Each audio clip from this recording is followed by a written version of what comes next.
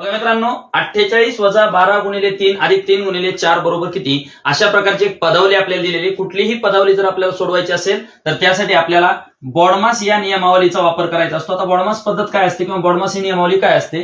तर कुठल्याही गणितामध्ये आधी कंस सोडवायचा असतो, त्यानंतर चाचीचे सोडवायचा असतो, त्यानंतर भागाकार सोडवायचा असतो, त्यानंतर गुणाकार, त्यानंतर बेरीज आणि सर्वात शेवटीला वजाबाकी सोडवायची असते. बघा मित्रांनो, या प्रकारच्या प्रश्नामध्ये अनेक वेळा आपल्याला चुका होतात. त्या चूक कोणती आता ही लक्षात घेऊ. मग या प्रश्नामध्ये 48 वजा 12 गुणिले 3 अधिक 3 गुणिले 4 बरोबर. आता या प्रश्नामध्ये आपल्याला भागाकार आलेला नाही म्हणून भागाकारला स्किप करू आपण. आता गुणाकार आलेला आहे. मग गुणाकार या ठिकाणी एक आलाय, या ठिकाणी एक आलाय. मग 48 वजा 12 त्रिक 36 अधिक 4 त्रिक 12. आता गुणाकारानंतर आपल्याला बेरीज असते. बरेच मुलं इथं चुकतात की बेरीज करताना 36 आणि 12ची करून टाकतात.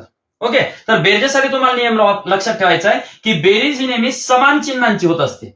कोणाची होत असते बेरीज? समान चिन्हांची. मग आता समान चिन्ह याचं आणि याचं चिन्ह समान आहे का? नाही म्हणून ह्या दोघांची बेरीज होऊ शकत नाही. मग आता काय करणार आपण? बघा, तर समान चिन्ह कोणाचे आहेत? 12 आणि 48 या दोघांचं चिन्ह समान आहे म्हणून 12 आणि 48 ची बेरीज किती झाली? 60 वजा 36. आता 60 मधून 36 गेले. मग 60 मधून 36 गेल्यानंतर किती राहिले? 24. म्हणजेच उत्तर काय आलं आपलं?